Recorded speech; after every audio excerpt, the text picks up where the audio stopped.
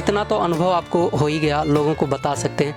लेकिन अनुभव के साथ साथ जब बंदा काम करता है तो उसका परिणाम भी उसी हिसाब से होता है। तो कोई गाना या आपके स्टूडियो के माध्यम से है 2-4 गाने की जिससे जो है मार्केट में चल रहे हो? देखिए, गाने तो मेरे हाथ से बने हुए लगभग 2 साल में तो 800 से ऊपर म्यूजिक। ध्यान तो जो सिंगर अगर गाने आता है तो एक नया ही सोच लेके आए।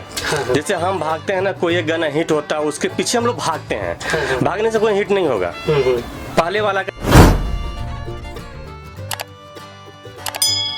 दोस्तों नमस्कार, स्वागत है आपके अपने चैनल भोजपुरी सिनेमा टीवी पर। जैसे कि आप लोगों को पता ही होगा कि audio recording, video shooting, editing, releasing से रिलेटेड ढेर सारा जानकारी इस चैनल के माध्यम से आप लोगों के बीच में लेकर आते रहे हैं। तो आज हम बैठे हैं माँ शारदा रिकॉर्डिंग स्टूडियो में और यहाँ के म्यूजिक कंपोजर संजय यादव जी से ढेर सारा बातचीत करेंगे भोजपुरी लोकगीतों से रिलेटेड। यानी कि भोजपुरी लोकगीतों में सबसे अहम भूमिका जो होता है रिकॉर्डिंग स्टूडियो का होता है, और जैसे राइटर का होता है, और सिंगर को मेहनत करना होता है। तो इन्हीं सब विषयों को ध्यान में रखते हुए हम जो है आज बहुत कुछ ऐसे मैटरों को आप लोगों के समक्ष लेकर आएंगे जिससे आप कुछ सीख पाएँ, कुछ हासिल कर पाएँ, कुछ जानकारियाँ आपको मिले। तो आइए हम आपका परिचय कराते हैं, आपको मिलवाते हैं संजय यादव जी से। तो आइए मिलवाते हैं जी। नमस्कार। सबसे पहले तो भोजपुरी सिनेमा टीवी जी, जो भी हमारे श्रोता भाई भोजपुरी कलाकार यूपी बिहार के जो भी देखने वाले हैं जी, सबसे मैं यही कहूँगा कि चैनल को सब्सक्राइब करें जी, और पर डे जो नया अपडेट न्यूज होता है उसको लोग देखें और दुलार प्यार दें जी। तो संजय यादव जी, हम आपका परिचय चाहेंगे, आप कहाँ से बिलोंग करते हैं? जी, मैं यूपी से हूँ। अच्छा अच्छा, गोरखपुर ज़िले से मैं हूँ। अच्छा, तो जैसे म्यूज़िक कंपोजिंग जो है, जैसे कुछ चीज़ें होती हैं कि बचपन से लोगों को शौक़ होता है, कुछ सिंगर बनने आते हैं तो कंपोजर बन जाते हैं। तो आपका ये जो सफ़र रहा है, कहाँ से और कैसे शुरुआत हुआ? आपने सही बोला, मैं पहले सिंगर ही बनने आया था यहाँ पे। मैं सिंगर बनने आया लेकिन आर्थिक स्थिति सही नहीं थी, तो सिंगर बनने की कोशिश किया लेकिन आर्थिक स्थिति न सही होने की वजह से मैंने कुछ दिन काम छोड़ के मैंने सोचा कि कुछ करते हैं, जब इसी लाइन में जीना है तो कुछ करते हैं। फिर मैंने इसमें संघर्ष चालू किया, म्यूजिक कंपोजिंग में रिकॉर्डिस्ट बनने का एक उत्साह हो गया मेरे अंदर। मैंने शुरू किया और करते करते करते करते आज इस मुकाम पे हैं आप लोग के आशीर्वाद से कि आज मैं म्यूजिक कंपोज भी करता हूँ।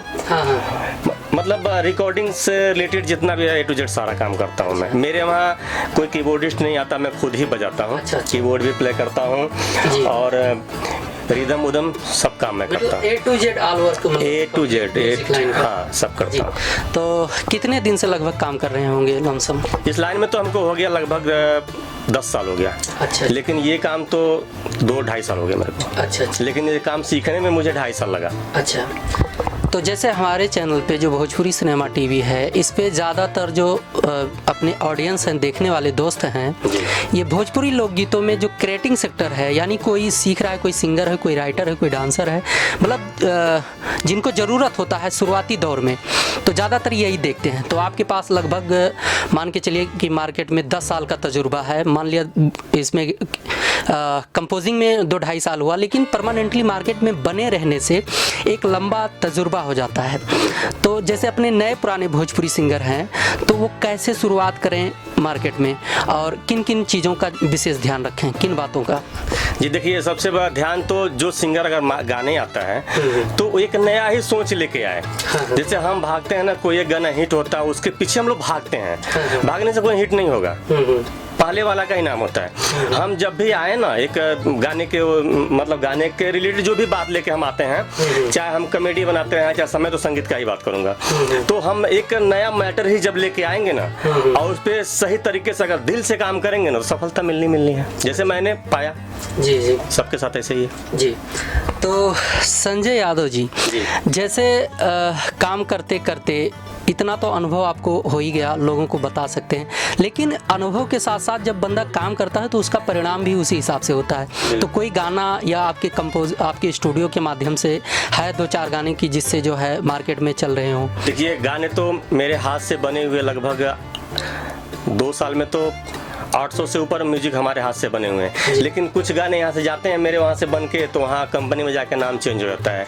कंपनी का नाम नहीं रखेंगे, लेकिन वहाँ हम लोग का नाम हटा के कंपनी का नाम आ जाता है। चीटिंग हो जाता है? मतलब चीटिंग नहीं, वो लोग सोचते हैं कि नहीं, मतलब मेरे कंपनी से एग्रीमेंट है, सिंगर में मेरे वहाँ रिलीज कर रहा है, तो हम लोग का सब कुछ होना चाहिए। तो हम लोग का नाम हट जाता है, तो उसमें मैं कह भी नहीं सकता कि मेरा बनाया हुआ है। अच्छा। और कहने की हमें जरूरत भी नहीं है, मुझे पैसा मिलता, काम मेरा खत्म। जी जी। कंपनी वाले लोग सोचते हैं काम खत्म, लेकिन हाँ कुछ ऐसे कंपनी है जैसे RCM है, RCM में मैं जो भी काम देता हूँ सही ईमानदारी से मेरा नाम भी आता है, मेरा फोटो भी आता है। अच्छा अच्छा। ठीक है।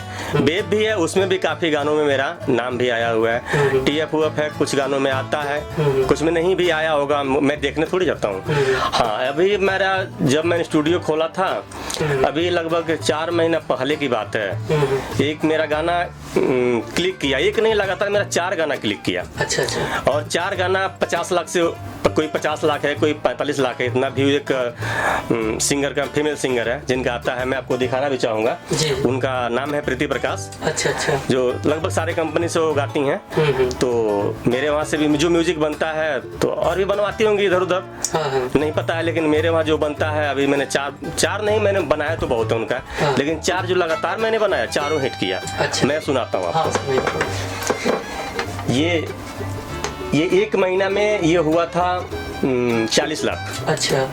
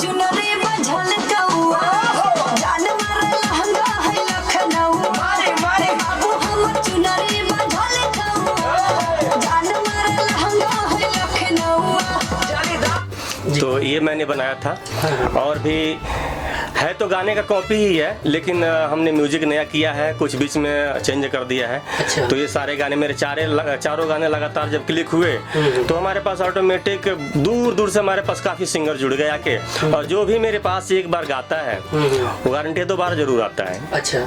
तो संजय जी, जैसे मान लिया कोई पुराना सिंगर गा रहा है, उसके पास तो एक्सपीरियंस होता है, मतलब क्योंकि भाई काफ़ी दिन से गा रहा है, लेकिन बहुत से सिंगर ऐसे आ जाते हैं जिनको ढंग से जो है गाना स्टूडियो में खड़े होकर गाना नहीं आता। आउटर में कुछ भी गाते हैं, बढ़िया गाते हैं, प्रोग्राम में गाते हैं, गांव में जो छोटे छोटे कार्यक्रम होते हैं वहाँ पर बढ़िया गाते हैं, वो सोच के आ जाते हैं कि हम सिंगर बन जाएंगे या गा लेंगे। जो पहली बार जब स्टूडियो में गाना गाने आता है सिंगर और होपलेस हो जाता है या नहीं गा पाता है, तो कैसे सपोर्ट करते हैं उसको? सर देखिए, सबसे पहले तो मैं एक सिंगर हूँ जी। जो नहीं भी गाता होगा ना, वो मेरे स्टूडियो से गा के जाता है। ये मेरा चैलेंज और एक दावा है जी। मैं किसी को वापस नहीं करता हूँ। अच्छा। मैं अगर नहीं गा पाता है ना, तो मैं उस गाने को गाता हूँ पहले, और गा के ना मैं उसको एक एक लाइन बोलता हूँ, यहाँ सुनाता हूँ, एक एक लाइन वो गाता है जी। वो अब इससे बड़ी खुशी उसके लिए क्या होगी जी। तो मेरे वहाँ से कोई वापस और निराश होकर नहीं आता है, अगर मेरे वहाँ आ गया तो गा के ही जाएगा, ये मेरा दावा है। अच्छा जी। तो संजय जी, बहुत बहुत धन्यवाद, आपने अपना कीमती समय दिया। चलते चलते आखिरी में लॉकडाउन चल रहा है, कोरोना वायरस जो है हावी है पूरे विश्व में, तो चलते चलते आखिरी में अपने दोस्तों से क्या कहना चाहेंगे, कोई मैसेज देना चाहेंगे? मैसेज ये देना चाहेंगे कि अभी तो कोरोना का टाइम चल रहा, सब लोग अपने घर पे रहें और परिवार के साथ जुड़े रहें, घर से बाहर निकलने की जरूरत नहीं है। अगर हम 2-2 करके भारत सरकार को अगर सहयोग करते हैं तो बहुत बड़ा सहयोग मिलने वाला है। जिंदगी रही तो फिर गाएंगे, फिर बजाएंगे जी। और आपसे भी हम यही उम्मीद रखेंगे, आप भी डिस्टेंस बना के रखें जी। पूरा तो बस। और हमारे भोजपुरिया भाई जितने भी लोग हैं, गाने को सुनते रहें और आपके चैनल सब्सक्राइब भी करते रहें, बढ़ाते रहें। अगर उनका प्यार मिलेगा तो हम लोग आगे बढ़ेंगे। जब हम आगे बढ़ेंगे तो नया नया मैटर लेकर आएंगे, उनको हम रोमांस सब बनाते रहेंगे उनको हम जी। तो संजय यादव जी, आपने अपना कीमती समय दिया, इसके लिए बहुत बहुत धन्यवाद। और दोस्तों, आप ऐसे ही बने रहें भोजपुरी सिनेमा टीवी पर। हम आप लोगों के बीच में लेकर आते रहेंगे एक नया अपडेट, एक नई जानकारी, एक नए वीडियो में। मिलते हैं अगले वीडियो में, तब तक के लिए नमस्कार।